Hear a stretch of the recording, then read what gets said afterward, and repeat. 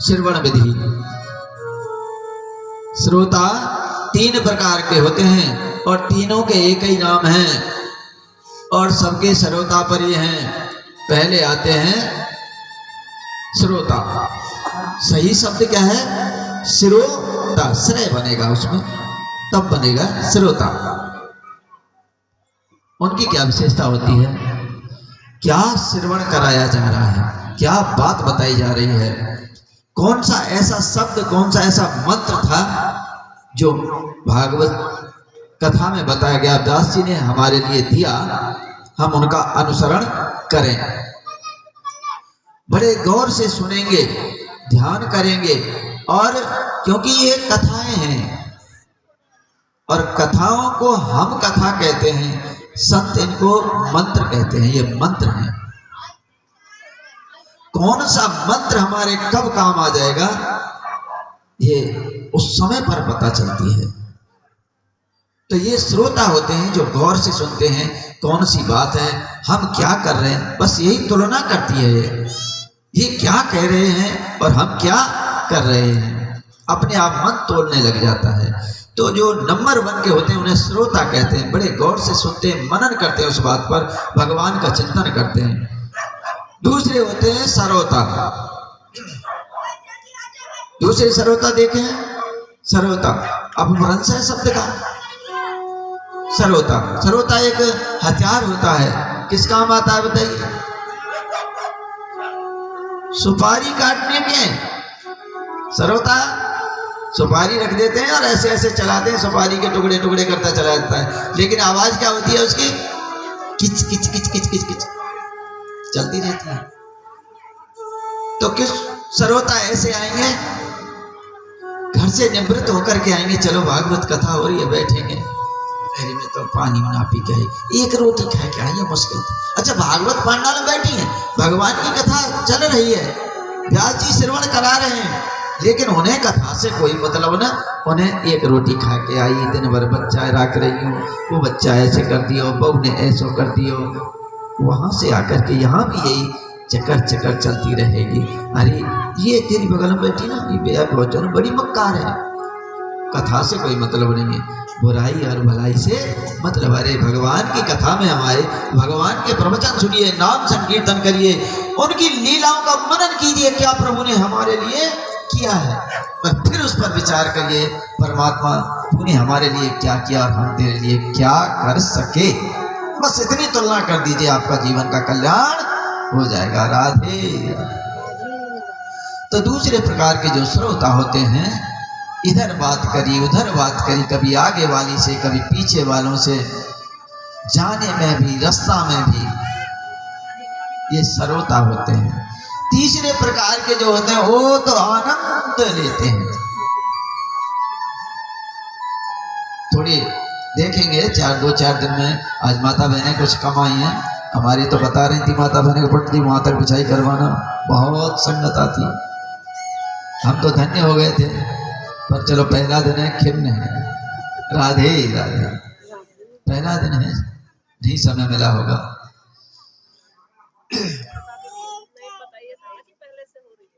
राधे राधे। ये बात। तीसरे प्रकार के जो होते हैं वो गजब के होते हैं। देखा होगा कथाओं में, कई बार आपने इन भागवत कथाओं में तो बहुत भक्त आते हैं, लेकिन सत्यनारायण भगवान की कथा भी होती है ना, जिसमें 10-5 माता बहनें आती हैं, उसमें एक आध माता बहनें ऐसी होती है, क्या करते हैं, बस खंबा का सहारा लगाया और लंबे कर लिए पांव, कथा में गए बैठ, और कहाँ कथा चल रही है उन्हें कोई मतलब नहीं है। और जब जयकार लगता है, बोलिए वृंदावन बिहारी लाल की जय, और आँख खुलती है। हाँ, अरे कथा मैया कैसे भाई, आनंद आया पंडित जी, बहुत जोर का आनंद आया। ये तीसरे श्रोता, श्रोता और श्रोता। यदि श्रोता है तो निश्चित रूप से भगवान के भजन का उसको फल मिलता है। उन्होंने कहा कि कुछ नियम विधि हैं जो कि थोड़े देर बाद आने वाली है। बोलिए वृंदावन बिहारी लाल की जय। भद्रा नदी के किनारे पर एक आत्मदेव नाम के ब्राह्मण हैं, परम ज्ञानी, बड़े ही ज्ञानवान, संतोषी प्रकृति, ब्राह्मण को ध्यान भजन करने वाले, कथा प्रवचन करने वाले, सब प्रकार के सुख, खूब धन संपत्ति, गृहस्थ जीवन में। उनकी पत्नी का नाम था धुंधली देवी। क्या नाम था? पंडित जी का क्या नाम था? आत्मदेव। बहुत बहुत धन्यवाद। क्या नाम था? आत्मदेव। कथा इस प्रकार से सुननी चाहिए जैसे आप श्रवण कर रहे हैं। पंडित जी का नाम था आत्मदेव, धर्मपत्नी का नाम धुंधली देवी। लेकिन कभी कभार क्या होता है, यथा नाम तथा गुण। आत्मदेव पंडित जी, आत्म कहते हैं अपने आत्मज्ञान को, अंदर के ज्ञान को, परम ज्ञानी ब्राह्मण। बैठ जाओ। सारा कुछ ज्ञान, इधर इधर भगवान का चिंतन करते, भजन करते, कथा श्रवण कराते, सत्संग करते, कीर्तन कराते, सबको अच्छी शिक्षाएं देते। लेकिन कभी कभी विपरीत परिस्थिति आ जाती है। उनकी जो धर्म पत्नी है, जिनका नाम है धुंधली देवी, बड़ी मक्कार है। राधे राधे। ऐसे भी माताएं बड़े सौभाग्य से मिलती हैं। ब्राह्मण देता कर्मकांडी और धुंधली माता लड़ाई झगड़े वाली। जब तक अड़ोस पड़ोस में 4 घरों में झगड़ा न करा दे, चाय भी हजम नहीं होती। गौर करना माता, समझना, हम सबके ज्ञान की बात है।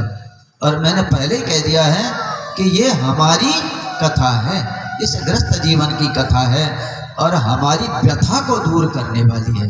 यदि हम इन शब्दों को, इन नियमों को, इन कथाओं में से जरा गौर करके अपना लेंगे तो हमारा जीवन स्वर्ग हो जाएगा। ये सत्य बात है। धुंधली देवी जब तक 4 घर लड़ाई न करा दे, इसके घर बैठी, उसके घर गई, वहां बैठी, और बातें भी क्या होती थी, अरे वो फलानी मिली थी, तेरी बड़ी बुराई कर रही थी, बड़ी मक्कार है। अच्छा, उसने नहीं कहा है, लेकिन उसको चाय भी कभी मिलनी है, तू कितनी अच्छी है, मैं तो तुझे रोज याद कर लेती हूँ, और जब तक बहन तो मिले ना लूँ ना, मेरे मन को तसल्ली नहीं आती। अब एक चैन से आया तो मिल रही, काम में सोए थे लग रही। ये हमारी माताओं की आदतें होती है। धुंधली देवी भी हम में ही है। घर के काम में बड़ी बड़ा छोड़ जाए, पड़ोसन के घर जरूर बात बनाने के लिए जाएंगे, और वहां इसकी बुराई, अरे तेने सुनी है वो फलानी, वो ऐसे थी, बस बुराई नहीं समय, इसकी बुराई कर, उसकी बुराई कर। अब क्या होता है, जब बात यही वापस होती है, क्योंकि उनमें तो लड़ाई झगड़ा हो जाता है, क्यों नहीं तुम्हें बुरी बना रही, मैंने तो कहा गई, वो धुंधली बता रही है ऐसे, आपस में लड़ाई झगड़े हो जाते थे, और ये हो जाते हैं। आप इधर की उधर लगाइए, लड़ाई हो जाएगी। ये स्वभाव धुंधली देवी का। जब तक 4 घरों में लड़ाई न करा दे, 4 घर चली न जाए, तब तक मन को संतुष्टि नहीं होती थी। पंडित जी बड़े ज्ञानवान हैं, भगवान की कृपा से सर्व आनंद है, लेकिन एक ही दुख है, और वो दुख क्या है, निसंतान है। उनको अभी तक कोई संतान नहीं हुई। जब समय लंबा गुजर जाता है, वृद्धावस्था आ गई, तो पंडित जी सोचने लगे, भगवान तुमने सब कुछ दिया, लेकिन एक संतान और दे देते तो बड़ा सुख मिलता, मुझे बड़ा आनंद होता। आपने सब कुछ दिया, लेकिन ये संतान रूपी फूल हमारे घर की बगिया में अभी तक नहीं खिला, और अब वृद्धावस्था आने वाली है। पंडित जी इस बात से परेशान हो गए। और देखिए, जब चिंतन करने बैठ जाते हैं ना, तो फिर बात कहीं से कहीं चली जाती है। और पंडित जी इतने मगन हो गए चिंतन में, इतना सोचने लगे, भगवान दिग्जीवनम प्रजाहीनम दिग्गृह च विनादनम दिग्दनम चानापतस्यम दिग्कुलम विनसन्ततिः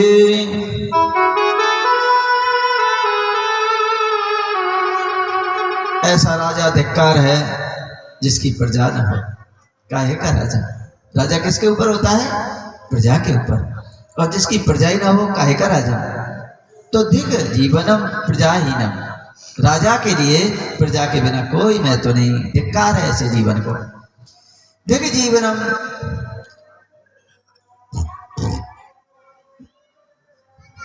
धिक गृहम जय प्रजा जन्म। जब तक चार भाई बंधु घर में न हो तो ऐसा घर भी बेकार है। और ऐसे धन को धिक्कार है जिसका दान न किया जाता हो। ये भागवत का श्लोक है, मैं नहीं कह रहा, मुझे मले न बोल। राधे राधे। ऐसे धन को धिक्कार है जिसमें से कुछ दान न किया जाए। और ऐसी गृहस्थी को धिक्कार है, ऐसी गृहस्थी को धिक्कार है जिस घर में कोई फूल न खिला हो, संतान न हो। पंडित जी बड़े परेशान हो गए और गिलानी आ गई मन में। कहने लगे परमात्मा, ऐसे जीवन जीने से कोई फायदा नहीं है। आपने देखा होगा जिस गृहस्थ में संतान नहीं होती है उसका जीवन दूभर हो जाता है। वो अपने मन को मुश्किल से संतुष्टि धारण कर भी लें तो हमारे जो भले अड़ोसी पड़ोसी रिश्तेदार होते हैं ना, ताने मार मार के जीने ही नहीं देते। बंध्या है ऐसा पैर पर हमारे घर में नाश करती हो, अपना कर्म कोई नहीं देखता, उसके ऊपर रख दिया जाता है। यही होता है, अपने दोष दूसरों के ऊपर आरोपण करना।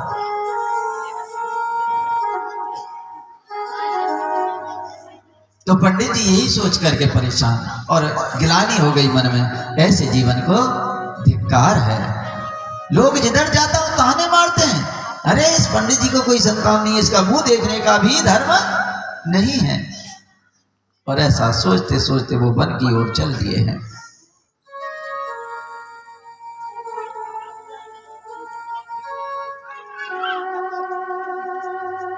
एकांत वन में पहुंच गए। मैंने कहा परमात्मा, या तो तू मेरा सहायक बन, वरना मैं आज अपने शरीर को त्याग दूंगा। दुख में ही ऐसा होता है, ऐसा करना नहीं चाहिए और कर डालते हैं। कभी कभार देखा है सुसाइड जो होते हैं, हमारे मन की प्रवृत्ति बिगड़ जाती है, हम इतना चिंतन कर जाते हैं, फिर हमें उस जीवन का जो परमात्मा ने दिया है उसका ज्ञान नहीं करते और सुसाइड कर जाते हैं। पंडित जी के साथ आज वही व्यवस्था बन गई। लेकिन भगवान की कृपा, जो ही पंडित जी आत्महत्या करने जा रहे थे, संत आ गए। श्रीमन नारायण नारायण नारायण, श्रीमन नारायण नारायण नारायण, श्रीमन नारायण नारायण नारायण, श्रीमन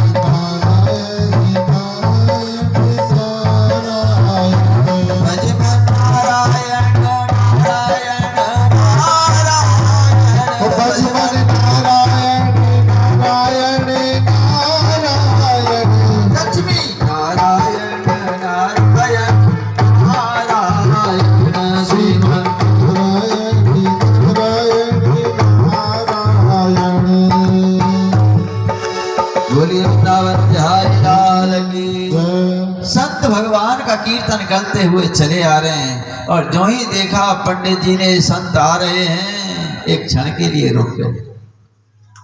संतों के जाकर पैर पकड़ लिए ब्राह्मण देवताओं ने। हे संत भगवान, रोने लगे पैर पकड़ के। संतों ने कहा, हमें ऐसा प्रतीत होता है कि आप ब्राह्मण हैं और वो भी विद्वान, क्योंकि आपके चेहरे पर तेज चमक रहा है। लेकिन हमारी समझ में ये देवता बात समझ में नहीं आई कि आप रो क्यों रहे हो, आप दुखी क्यों हो। पंडित जी बोले, महात्मन सब तरह का सुख है भगवान की कृपा से, लेकिन एक ही कष्ट है कि मेरे घर में अभी तक कोई संतान नहीं हुई। मैं अपने कष्ट को क्या बताऊं महाराज, मैं घर में तुलसी का बिरवा लगाता हूं, सूख जाता है। मेरी पत्नी को अभी तक कोई संतान नहीं हुई, मैं गाय पालता हूं, वो भी बांझ रह जाती है। तो ऐसे कौन से कर्म हो गए मेरे मुझे संतान नहीं हुई, मैं तुलसी का बिरवा लगाता हूँ वो सूख जाता है, गाय पालता हूँ वो भी कोई बछिया बछड़ा नहीं देती है, तो क्या मेरे कर्म इतने खराब हैं? और मैंने सोच लिया महाराज मैं आज इस जीवन का अंत कर दूंगा। संत समझाने लगे, हे ब्राह्मण देवता, इतने विद्वान होकर के ऐसा कार्य, आपको पता नहीं है कौन सा पाप कर्म करने जा रहे हैं। संतों ने क्या बताया कि पाप कर्म, पाप कर्म क्यों है? संत ही कहते हैं ये सुंदर जीवन भगवान ने दिया है। जीवन किसने दिया है? परमात्मा ने। कि आपने? आपका है जीवन या परमात्मा का है? तो जब चाहे तुम ले लेगे ना। तुम नष्ट करने वाले कौन होते हो? क्यों करते हो? यदि करोगे तो पाप लगेगा। फसल जब पक जाती है, पेड़ पर फल जब पक जाता है तो स्वतः ही गिर जाता है नीचे टूट करके। उस कच्चे फल को आप तोड़ोगे, टूटेगा नहीं, कोई मतलब का भी नहीं रहेगा। और एक बात बता दूं, जो ऐसा करते हैं वो अनंत काल तक वायुमंडल में घूमते रहते हैं, उनको मुक्ति नहीं मिलती। आज ब्राह्मण देवता दुखी होकर के रोने लगे, संत महाराज मेरे घर में संतान नहीं हुई, अपना दुखड़ा बताने लगे। संत कहने लगे बहुत अच्छी बात है, ये दुख की बात नहीं है, ये भगवान ने कृपा नहीं की, परम कृपा की। समझने की बात है, कृपा ही नहीं की, परम कृपा की। ब्राह्मण देवता बोले वाह संतो धन्य हो, हम कह कुछ रहे हैं, आप समझा हमें कुछ और ही रहे हैं, इसमें क्या परम कृपा है? देखिए भाई, संतान ना हो तो दुख है क्या सुख है? दुखी तो होता है। किन के लिए? हम सदग्रस्तों के लिए। हमें एक कष्ट रहता है कि हमारे घर में कोई बालक नहीं हुआ, लेकिन संतों के लिए दुख नहीं होता। क्या होता है? सुख होता है। नरसिंह भक्त का नाम जानते हैं आप सभी? रामा बेटी का जो भात भरा था, पत्नी, पुत्र और एक पुत्री जिसका नाम रामा था। बच्ची की शादी कर दी, पुत्र की मृत्यु हो गई, कुछ समय बाद पत्नी की भी मृत्यु हो गई। रोए नहीं, भगवान के जाकर के धन्यवाद किया, प्रभु आपने मुझे इन सबके ऋण से मुक्त कर दिया, मैं प्रसन्न होकर के तेरा भजन करूंगा। और हम जैसे गृहस्थी होते तो माता टोक टोक के पीते, हरे मर गई अब कहाँ जाएंगे, दूसरी कब मिलेगी, तीसरी राधे राधे, ये रोते ना हम, इसीलिए तो रोते। पत्नी चली गई छोड़ करके, अब दूसरी की व्यवस्था करते। संत ऐसा नहीं करते, वो कहते हैं भगवान आपने बड़ी कृपा की, परम कृपा की, मुझे मुक्त कर दिया, बंधन नहीं रहा। गृहस्थ का ही तो मरना है, हम सोचते नहीं है। आज पंडित जी भी कहते हैं संतो हम आपको क्या समझा रहे, आप मेरे परमात्मा की परम कृपा है जी, आपके पास धन बहुत है, उसका पुण्य करिए, भंडारे करवाइए, धर्मशाला बनवाइए, कुआं बनवाइए, पेड़ पौधे लगाइए, कोई छाया में बैठेगा तो कितना पुण्य का कार्य है। कुएं बनवाइए, कोई पानी पिएगा, कितना पुण्य का कार्य है।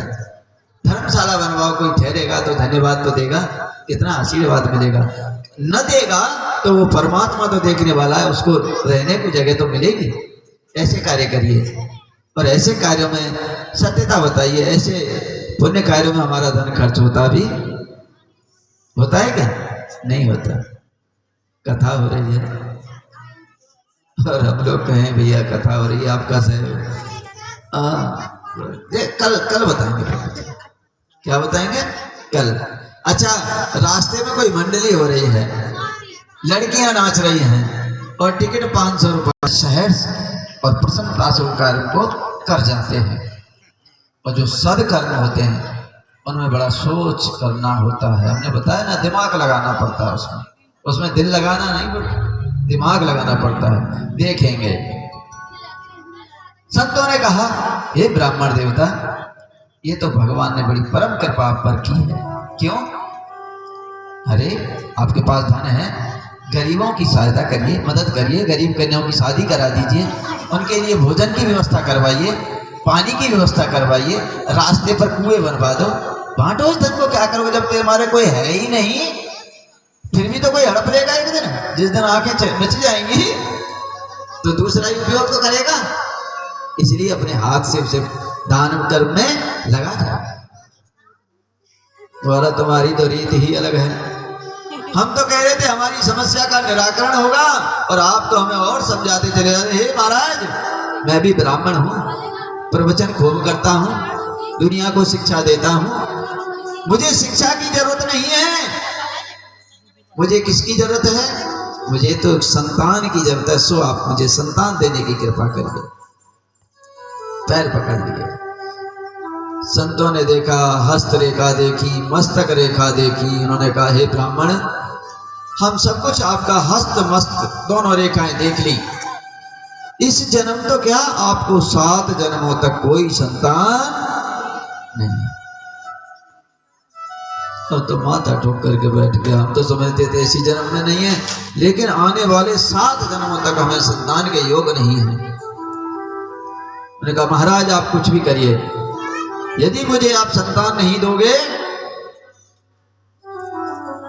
तो मैं आपके सामने यही सर पटक पटक के मर जाऊंगा। यही एक भक्त भगवान से कहता है कि दुनिया से मैं हारा तो आया तेरे द्वार,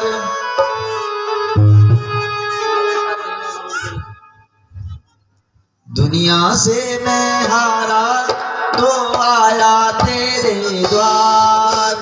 यहाँ पर भी मैं हारा, कहाँ जाऊंगा सरकार।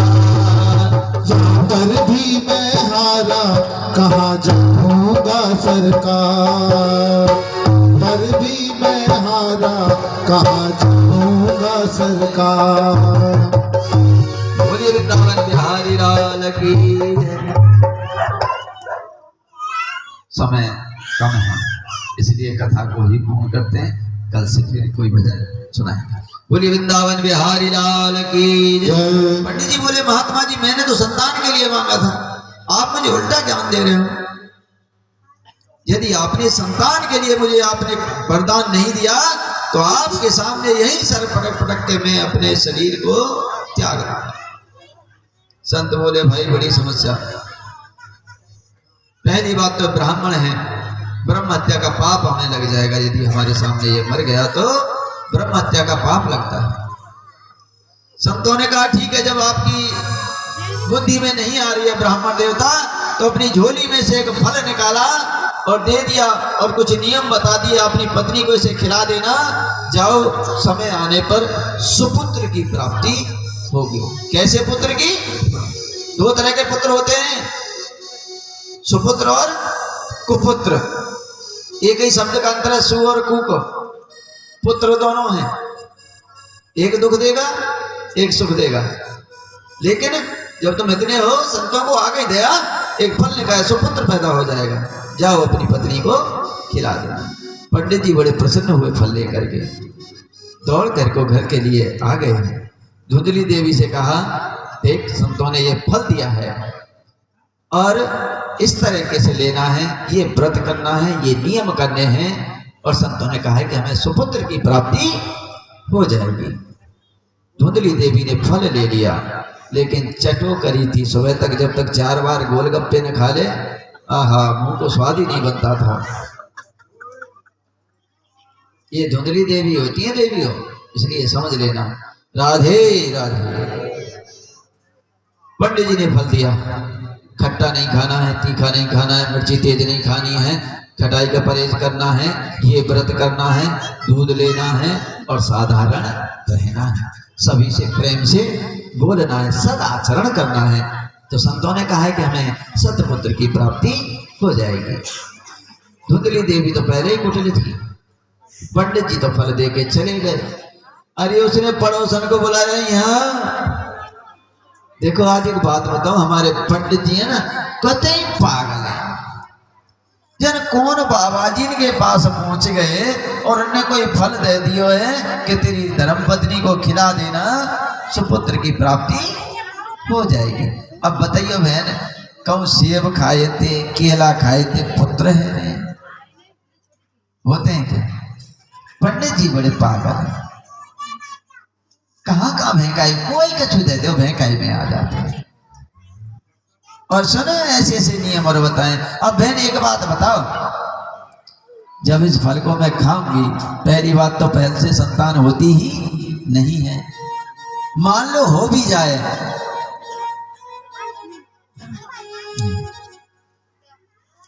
मान लो गर्भ ठहर भी जाए तो 9 महीने तक पेट बड़ा होता है, वजन ढोना पड़ता है, वो कष्ट मुझसे सहन नहीं होगा। तो अच्छा, पंडित जी कह रहे थे जब पेट बढ़ जाएगा तो मैं तो 4 बार खाती हूँ, भोजन भी की तो कम हो जाता है, ये मुझ पे नहीं होगा। और जब तक चुटुर पुटुर नहीं खा लेती तब तक तो मेरी जीव संतुष्टि ना हो, और पंडित जी सबको मना कर रहे हैं। तो ऐसे फल खाने से क्या फायदा जब मुझे कष्ट उठाना पड़े, मैं कोई फल वल नहीं खाऊं। अब पड़ोसियों से बात करने लग गई धुंधली देवी, इतने में उनकी बहन आ गई धुंधली देवी की। उन्होंने कहा बहन तुम्हें पता है आज पंडित जी ने आपके ने ऐसे ऐसे किया है, फल ले आए हैं, और देखो संतान के लिए मेरा बिल्कुल मन नहीं है, मैं इतने कष्ट सहन नहीं करती। मान लो गर्भ ठहर गया, ये बालक होगा 9-10 महीने तो कम खाना, बड़े नियमों का पालन करना, और जब संतान हो जाती है तो कितना कष्ट माताओं को होता है, गीले में सोना, मलमूत्र को साफ करना, वो मुझसे नहीं हो पाएगा, मैं ऐसे झंझट में ही पड़ना नहीं चाहती।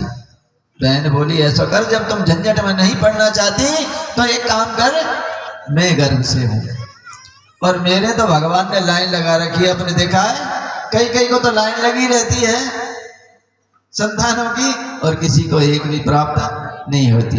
मेरे कई बालक हैं, अब जो मेरे पेट में गर्भ है, मैं इस बच्चे को तुझे दे दूंगी, तू मुझे धन दे देना, भाई सौदा करना है, मेरे पति लालची हैं, पैसा देंगे वो मान जाएंगे, मैं तुझे संतान दे दूंगी, तू मुझे धन दे देना। और धुंधली देवी के पास धन की कमी नहीं थी, पंडित जी कमा के लाते थे। कहा ठीक है, मैं इस कष्ट से मुक्त हो जाऊंगा, लेकिन ये जो फल दिया है पंडित जी के लिए महात्मा ने, इसे देखें कि संतान होती है या नहीं, इसका क्या करें। धुंधली की बहन बोली क्यों ना, तेरे गाय भी तो पाल रखी है, वो कभी ब्याही है क्या तेरे घर पे, कितने साल की हो गई उस गाय को, यदि इससे पुत्र होता है तो गाय को बछड़ा हो जाएगा, इसे गाय को खिला दे, और वो फल जो महात्मा ने दिया था वो गौ माता को खिला दिया। समय का आगमन, उसकी बहन को पुत्र ही हुआ, और रातों रात लेकर के चुपचाप धुंधली देवी को अपने पुत्र को दे गई, और पैसा वहां से लेकर के चंपत बनी। सुबह हुआ, देखो संतानें कैसे कैसे पैदा होती हैं। सुबह हुआ, धुंधली देवी जगी, और पंडित जी कहा देखो हमारे पुत्र हो गया, लड़का हुआ है, ऐसे ही होंगे। सुबह जग के कहते हैं अपने आप बालक हो जाते हैं, कष्ट कितना सहन करना पड़ता है।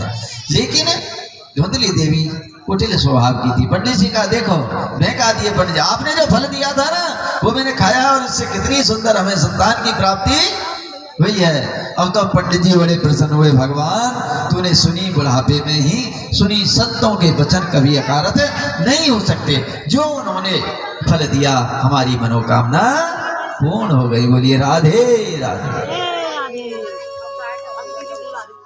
पंडित जी बड़े प्रसन्न हुए, कहने लगे, और जब संतान की प्राप्ति हुई तो मन में अनेक चिंतन हो जाते हैं। माता अलग सोचती है कि मैं तो ऐसा नाम रखूंगी, चिंकू रखूंगी, पिंकू रखूंगी, टिंकू रखूंगी, और भैया अलग सोचते हैं कि ये रखेंगे वो रखेंगे। पंडित जी चिंतन कर, धुंधली बहुत दिनों में संतान की प्राप्ति हुई है, देख इसका नाम मैं अपने हिसाब से रखूंगा, मेरा नाम है आत्मदेव, मैंने आत्मा का ज्ञान किया है, मैं इस पुत्र का नाम परमात्मा देव रखूंगा, जिससे ये परमात्मा की प्राप्ति करे। जैसे विचार होते हैं लोगों के वैसी तो बात कहेंगे, पंडित जी के शुद्ध विचार। पंडित जी ने कहा धुंधली मैं अपने पुत्र का नाम परमात्मा देव रखूंगा। धुंधली बोली टमक कर सही कह रहे हो पंडित जी, कष्ट सहे मैंने, 9 महीना कष्ट भूखी मैं रही, लालन पालन मैं करूंगी, नाम रखो तुम, ऐसा नहीं होगा पंडित जी, लड़ाई हो जाएगी। नाम तो मैं रखूंगी अपनी मर्जी का। तो देवी मैं तो परमात्मा देव रखूंगा, तुम क्या नाम रखोगी? हमारा नाम क्या है? क्या नाम है? धुंधली। तो अपने पुत्र का नाम मैं रखूंगी धुंधकारी। तुम्हारा नाम ना थोड़ी चलेगा, मैं अपने मन से रखूंगी। पंडित जी बड़े सहज, तेरी जैसी मर्जी अपने नाम से। अब देखिए, जब धुंधकारी होगा तो कहीं कल्याण होगा क्या? बचपन से ही धुंधकारी छोटे छोटे बच्चों से लड़ता, उन्हें मारा था, पीटा था, शिकायत आने लगी। जवान हुआ, शराब की लत पकड़ गई, नशा करने लगा। पंडित जी परेशान। अब तो परमात्मा को, जहां परमात्मा को दोष दे रहे थे, अब कहने लगे परमात्मा इससे तो मैंने संतान ही ठीक था। देखो, सुपुत्र न हो, बड़ी लालसा से, बड़ी कामना से, और अंत में जाकर के पुत्र प्राप्त हो, लेकिन वो कुपुत्र हो जाए, दुष्ट हो जाए, तो उस माँ बाप के ऊपर क्या बीतती है। राधे राधे। पंडित जी बड़े परेशान हो गए। अरे इससे तो अच्छा था कि मुझे संतान ही न हुई होती, कम से कम इतना ही कष्ट तो था कि मुझे संतान की प्राप्ति नहीं हुई। ये तो गलत आदतें पकड़ गया। और जब ये लत लग जाती हैं तो तुम जानते हैं, जब तक पैसा घर में है तब तक टकाटक चलती रहेगी, और जब पैसा नहीं होगा तो क्या होगा? मार पिटाई होती है। राधे राधे। लत तो लत है। धुंधली देवी धुंधकारी को धीरे धीरे छुपा के पंडित जी से पैसा देने लगी। शराब की लत हो गई, जुआ खेलने लगा, कुल मिला के जितने अपकर्म थे वो करने लगा, और धीरे धीरे करके सारा धन खत्म हो गया। अब पंडित जी को जब पता लगी घर में धन था, कहाँ गया धुंधली? कहा कि मैं क्या करूं, तेरा पुत्र है ना, ये ऐसी आदत तो मैं पड़ गया। तो बचपन में तो मार पिटाई से परेशान था, तो वो जुआ खेलने लगा, शराब पीने लगा। पंडित जी ने कहा तूने मेरा धर्म भ्रष्ट कर दिया, मेरे ब्राह्मण के घर में तू ऐसा कुपुत्र पैदा हुआ जो हमारे कुल को पतित कर देगा। पंडित जी को मक्कार को चुपचाप रहना है, खाना खाना है तो रहिए, नहीं तो यहाँ से विदा हो लीजिए, नहीं कैसी दिन। राधे राधे। रहना है तो ठीक रह लो, वरना जान से उड़ जाओगे। हमें आंखें मत दिखाओ। बेटा कहता बाप से तेरी क्या औकात है। वो समय कलयुग आ गया। धुंधकारी बोला चुपचाप रहना है, ठीक है, ज्यादा बकवास करने की जरूरत नहीं है, ठीक कर देंगे। पंडित जी ने कहा पुत्र ऐसा कहता है।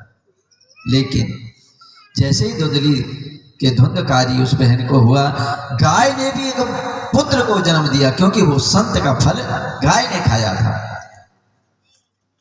विशेषता एक थी, पूरा शरीर तो मनुष्य जैसा, लेकिन जो उसके कान थे वो गौ माता जैसे थे, इसलिए उसका नाम रखा गया गौकर्ण। बोलिए गौकर्ण जी महाराज की जय। संतों के आशीर्वाद से जो प्राप्त होगा उसमें कल्याण ही कल्याण होगा। गौकर्ण जी महाराज इतने विद्वान हुए क्योंकि संतों का आशीर्वाद था, और धुंधकारी क्योंकि उस बहन का था, धुंधली का नहीं था, बहन का था। पैसे के बदले क्रय विक्रय हुआ था, पाप कर्म में फंस गया। गौकर्ण जी को पंडित जी ने पढ़ने के लिए भेज दिया, विद्वान हो गए। संस्कृत का अच्छा प्रकांड विद्वान गौकर्ण जी हुए, जिन्होंने कथा श्रवण कराई थी, अभी इनके लिए श्रवण कराएंगे। बोलिए गौकर्ण जी महाराज की जय। रोने लगे पिता, पुत्र ऐसा मिला जिसने हमारी दुर्गति कर दी। गौकर्ण जी का आगमन हुआ। पिताजी क्यों रोते हो? कौन किसको दुख देता है, कौन किसको सुख देता है, अपने कर्म होते हैं। और अब आपकी अवस्था ऐसी हो गई है पिताजी, अब आपको वन में जाकर के भगवान का भजन करना चाहिए। छोड़िए इस मोह को, ग्रस्त को, माया को। और पंडित जी के एकदम दिमाग में बात बैठ गई गोकर्ण जी की, और सब कुछ छोड़ करके वन को चले गए।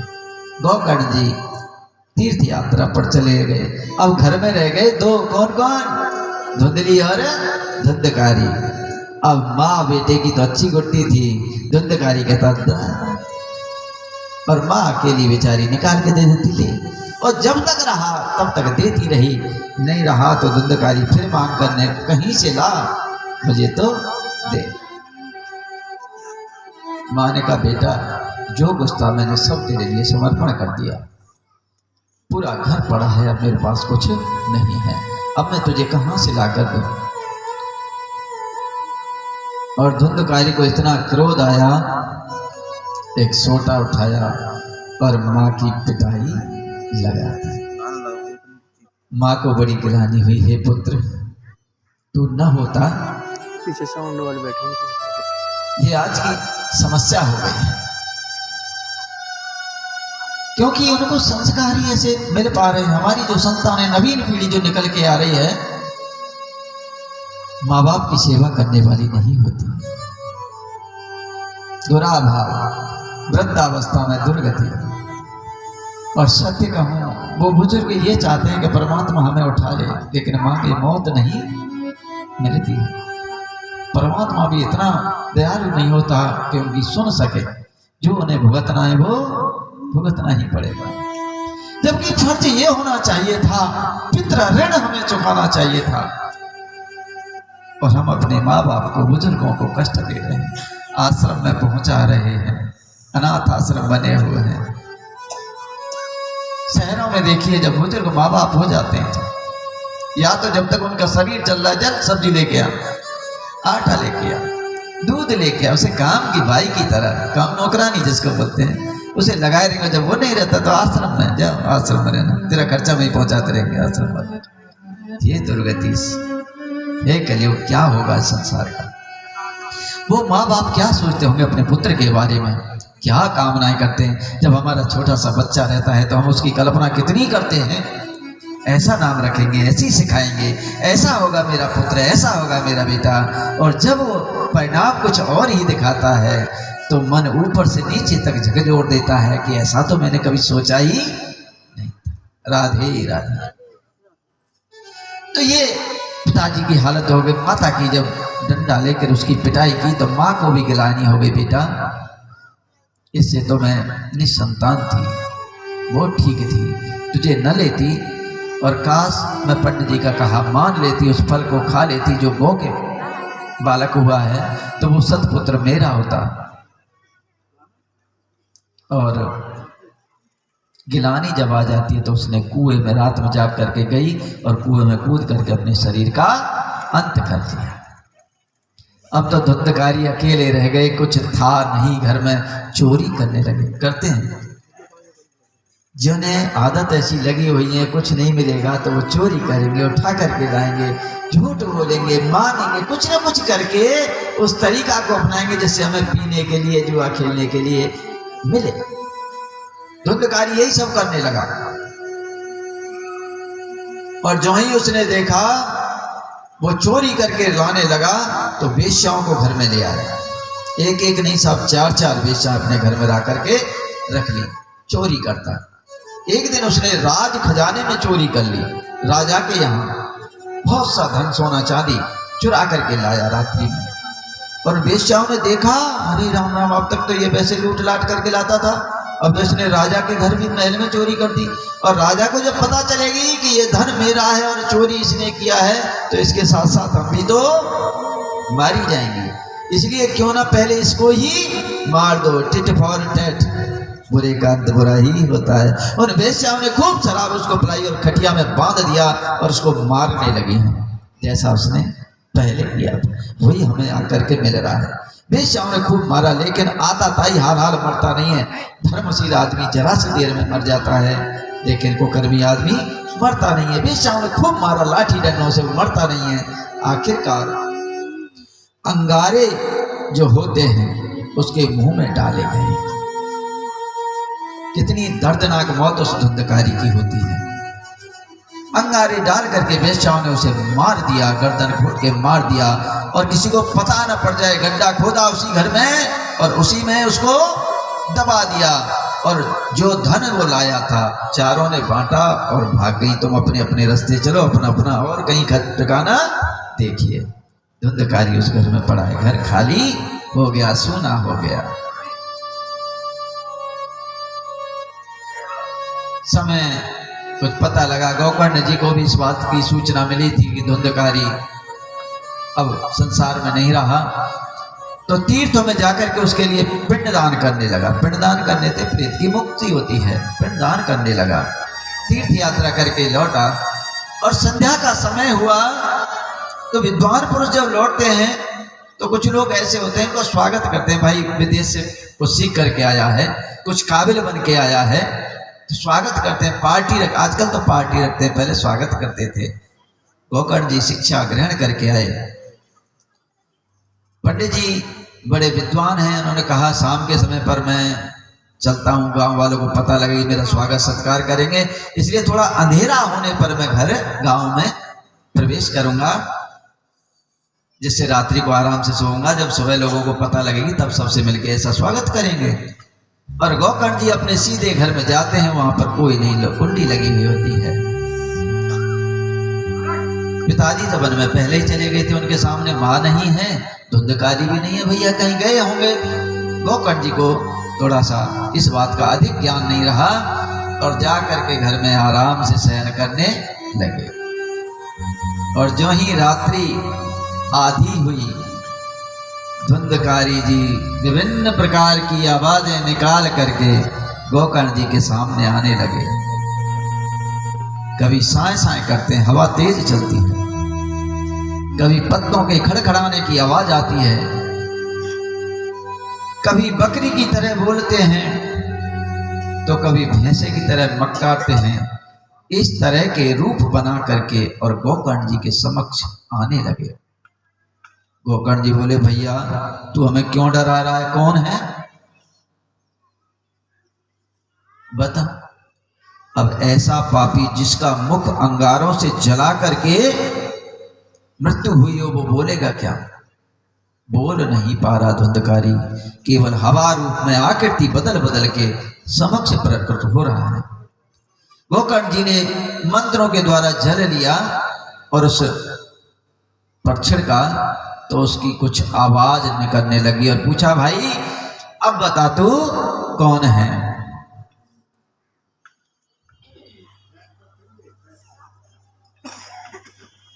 जाकर के भी तेरे लिए पिंडदान करके आया हूँ। गया जी कहाँ है?